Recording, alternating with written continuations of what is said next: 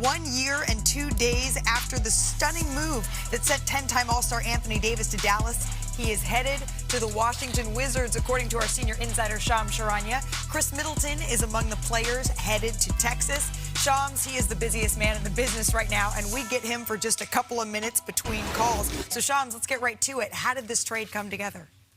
Malika, the Washington Wizards seized an opportunity, and they clearly have stopped and ended their deconstruction period. But today, they were canvassing the league. Anthony Davis and Domantas Sabonis were atop their targets, and they had a window today to get AD, the future Hall of Fame big man, at the cost of 2 first-round picks, 3 seconds. But most importantly, they delivered Dallas a lot of flexibility moving forward. As our Bobby Marks said, they are now out of the aprons. They're out of the tax this year and moving forward, all to finally move forward with this organization 1 year after the Luka Doncic for AD trade.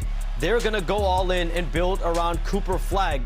Listen, we all know when Anthony Davis is healthy, he's one of the best big men in the league. It's just when he can get there, and we'll see if he can with the Wizards. But now you look at it. Anthony Davis, Trae Young, that's a devastating pick and roll duo. And then Alex Sarr has come on as one of the good young defensive big men. So you have a big men combination of Alex Sarr and Anthony Davis in that front court. This is a Wizards group that is turning the page and moving forward and is expected to have a high pick in this year's draft as well. Oh, and you have to imagine that Anthony Davis now gets to play his preferred position. He gets to be the 4 while Alex Sarr is the 5. Shams, I already see you working. You go. We'll see you back here in a little bit. But it is good to be back here with Brian Windhorst, Shanae Agumake, Bobby Marks, my man Mark Spears. Y'all are twinning over there with the glasses and the outfit. Yeah. Guys, we've already had a very busy morning, so let's just all take a deep breath here and start with this. Wendy, I think this is a surprising trade, we could all say. AD is the headline, but in my mind, it goes to Dallas and the talent that they just lost. So what is...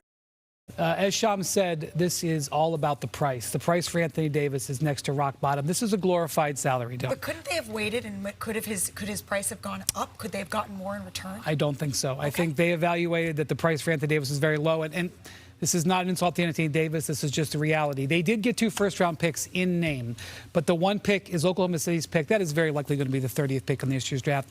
If they're passed by the Pistons, maybe 29th.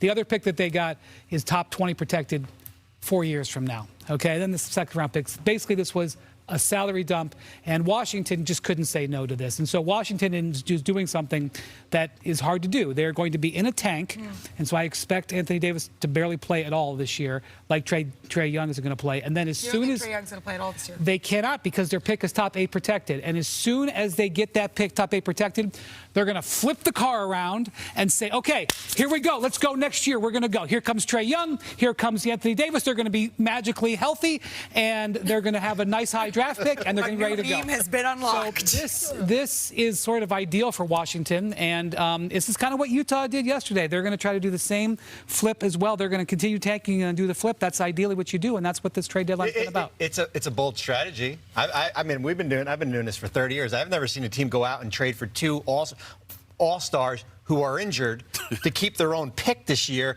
and then basically flip that rebuild to next year and hit the ground running. Can you imagine a healthy Anthony Davis and Trae Young, and then getting a top 5 pick with already Alex Sarr and Bilal Coulibaly and Trey Johnson here? As Brian has said, it's pre-free agency, and I think for Dallas, listen, Dallas had 2 ways to go here. They could have gone the way of acquiring a long-term salary and spin the wheels competing for the play-in, or wipe it clean, build the roster on Cooper Flagg, build up their draft assets. As Brian said, you get out of the aprons here and you move forward with a lottery pick in June. I can't believe I'm going to say this, but I really want to focus on the Wizards. I want to focus on the Wizards here. We all know what is going on with Dallas. They're going to rebuild around Cooper Flagg. But for the Wizards, it finally seems like they have a sense of urgency to try to compete. And you're like, how do they normally get these types of all-stars? Well, they have to do moves like this to land these players. And unfortunately, sometimes they have injuries or they have deficiencies. But I do like the pairing. Because Trae Young, we all know he can score, but also one of the best assisters in the NBA. And his biggest issue is defense. Having Anthony Davis behind him sort of masks that liability, and also he's a pick-and-pop big, so 1-2 punch, it's a good look.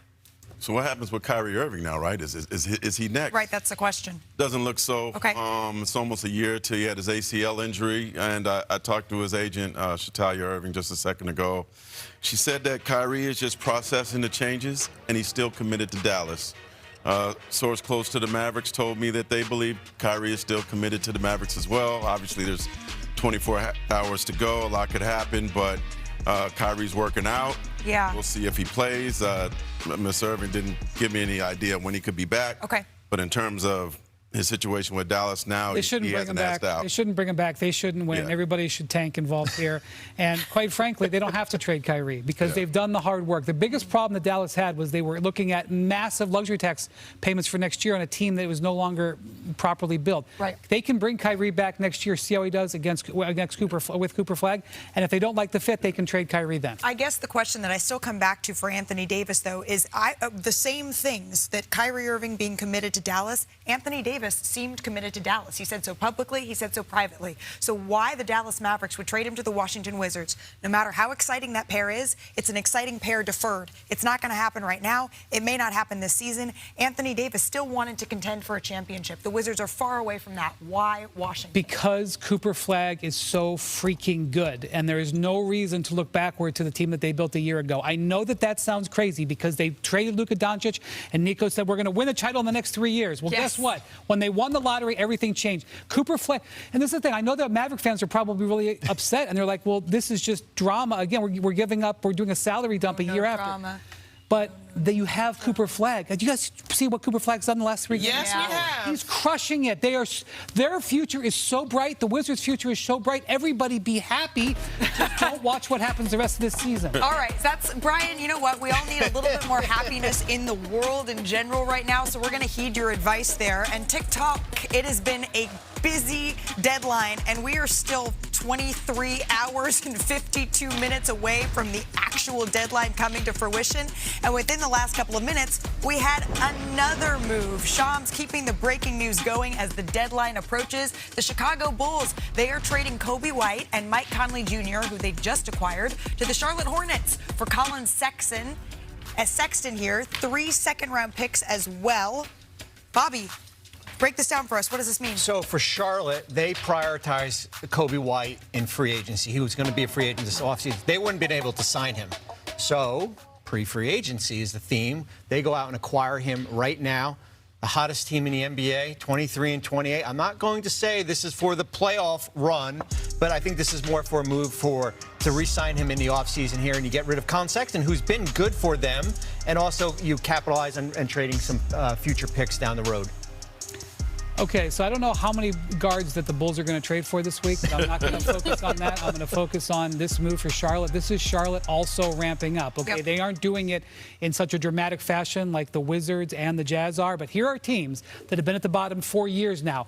Utah, Washington, Charlotte, buying. And here they come, more for 2026-27, but Kobe White is a spark plug. This guy can score, and, of course, he's got North Carolina roots. Yeah. If you're a Tar Heel fan, you are excited to see Kobe White come back and probably to be